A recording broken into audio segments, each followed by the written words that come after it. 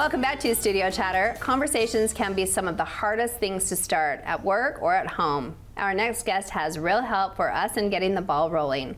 Let's welcome Ella Wright from the Start the Conversation podcast. Yay! Welcome. I'm so happy to be here. And you flew all the way from? Flew from Indiana to be here tonight. Oh. Guys, she grew up in my ward, one street over. Yeah. I've known her for forever. You've known me for a long Yes. time. She hung out with my little Mackenzie. Okay. So Yeah. I feel like she should still be 13, right? And then she's teaching me how to talk and how to conversate. But I had saw a post on Instagram about you starting your podcast. So I just clicked on it one day and started listening to it, and I was like, amazing.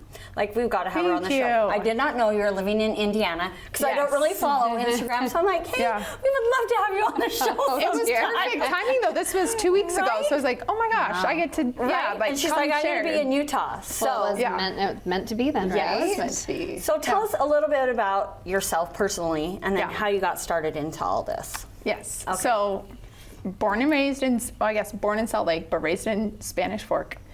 And then after college, I ended up going to grad school at Arizona State University. I studied organizational leadership. So that's what I got a master's degree in. So I've always just had this like passion for understanding like what makes someone worthy or exciting to follow and to listen to, like as a leader and a communicator. And so a lot of my research in grad school was on how leaders and businesses can be innovative and engage their employees.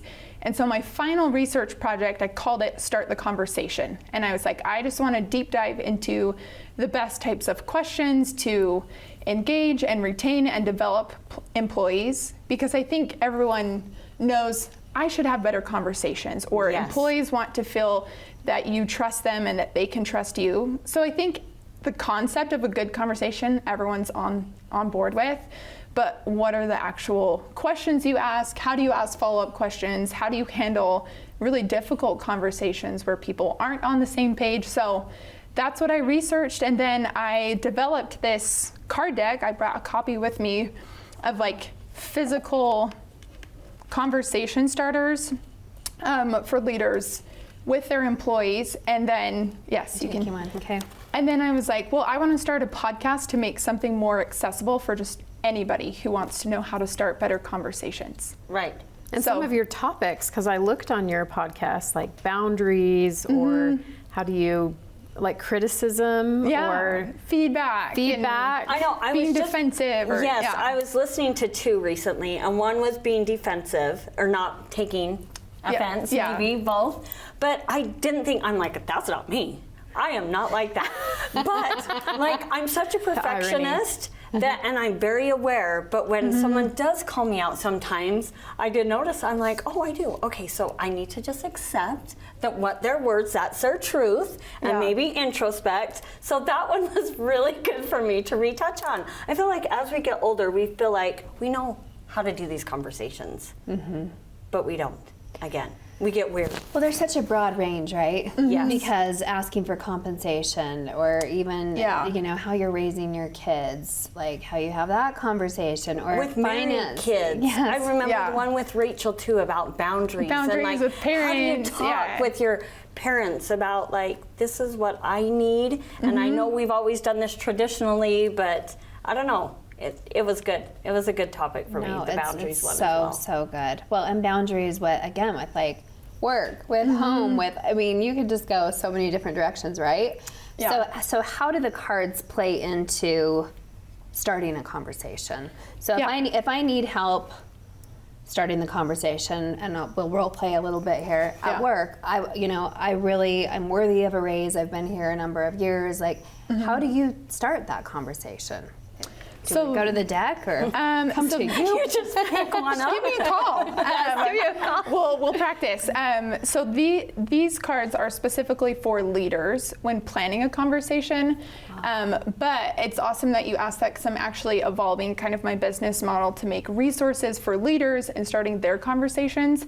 But especially with these like younger generations who just want to like look things up and like have like people who are in the workforce now are so much more willing to go and Google, and I want to figure out how to ask for my raise or like change things or negotiate things. So I'm working on creating like a digital version of the resources, not only for leaders, but for employees as well. Love it. Okay. Yeah, so right now the card deck is just for leaders, but the framework can still apply to employees starting the conversation, but it's just going to be different questions and also helping them understand like how to do research, whether it's on asking for a new position or a raise or managing your workload. And I think the cool thing about the podcast too is even though a lot of things all relate back to a work setting, it really applies to everyone, which was To everyday life. my goal. Yeah. You know, like I saw one of the topics that was lower your expectations or something. Yeah. Something about expectations. And I thought,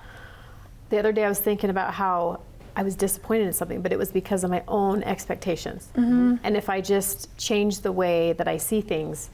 But when I first started looking at your topics, so I'm going into the mental health field as Oh a my therapist. gosh. And so when I saw your stuff, I thought, is she doing something like that? And so this is interesting, the different variety that you're doing, but we talk about some of these same things in mental health. Well, and you on your podcast you talked about that like a podcaster or a coach is different than like a therapist and how you define that. So tell us a little bit that. I feel like it's a good answer. Because a lot of these topics I think all fall into like the self-development category of just like whether it's boundaries or understanding your needs or like how to improve your capability to tolerate ambiguous and really difficult situations, whatever that is. But something that someone shared with me that was helpful is that therapy often focuses on like current behaviors and like past patterns, understanding why things are the way they are, whereas coaching will focus on future situations and how you can prepare for that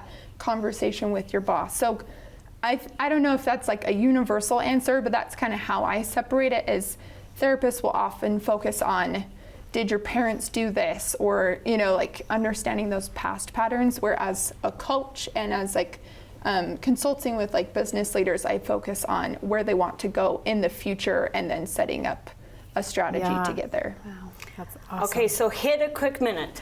I feel like we need like 5 episodes here. But the knowing, growing, moving, and grooving, explain that to us really quick. So those are the 4 categories that I use in a conversation, and then I also work with small businesses to help them know how to engage and talk with their employees.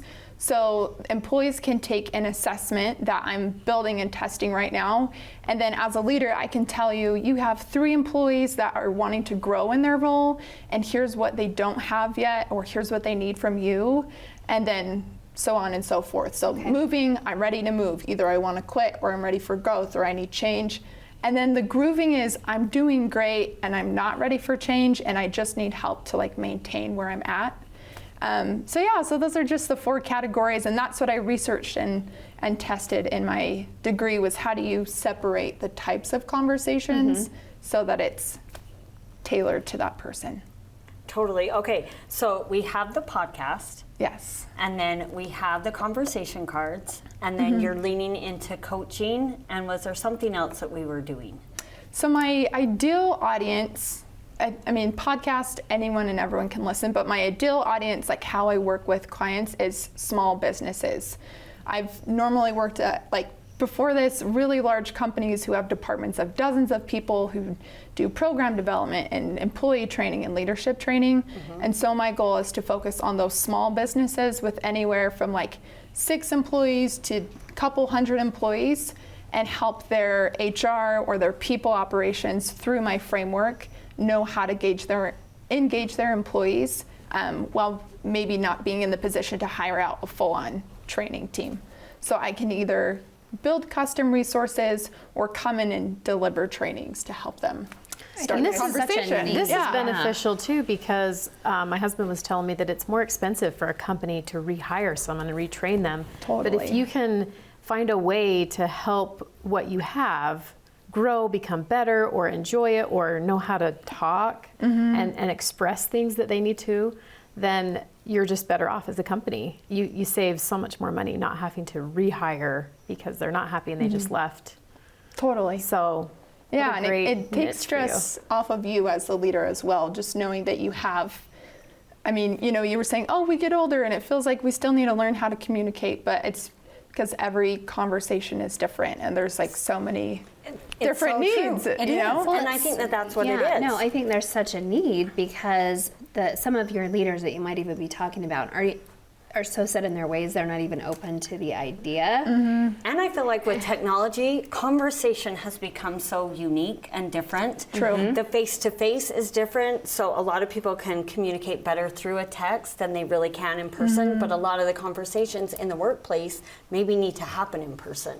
Or vice versa, right? Yeah. Or with email or Well, that's whatever a it great is. point because so many things get lost in translation too. Because well, that's what I meant to say, but it was interpreted completely different. So having these tools to the leaders to get that across to the employees probably just make for a happier environment. Yeah, you would hope so. You would hope. Okay, so we have a quick minute. I just want you Yeah. to share with us a little bit about your courses that you do, but then give us one piece of advice to start a conversation.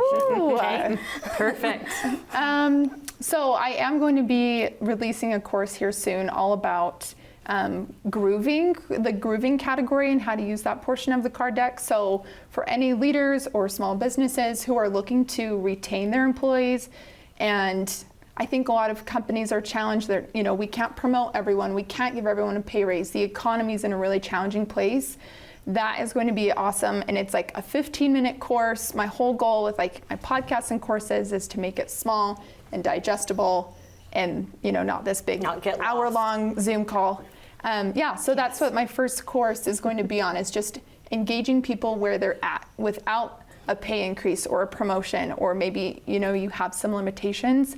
How can you help them feel engaged and fulfilled and like they're adding value Love just it. where they're Yeah, at? that's perfect. 100%. Yeah. Okay, and give us one piece of advice to make our conversations better. Ooh, I think my piece of advice would just be to be less apologetic, which might sound interesting, but I think oftentimes I'm so sorry, or it's not a big deal, or don't worry, or we're very apologetic in our communication. Yep. And as leaders and humans and friends, like, you know, unless you've set a hard expectation, you don't need to apologize for expressing your needs or for whatever it is that's happening. So maybe that's not what you expected, but it's just. No, that is. That's exactly what I need. Okay, you're coming back the next time you fly in. Thank you so much. Thank you, Yeah, Ella. thank you. There's more studio chatter coming up.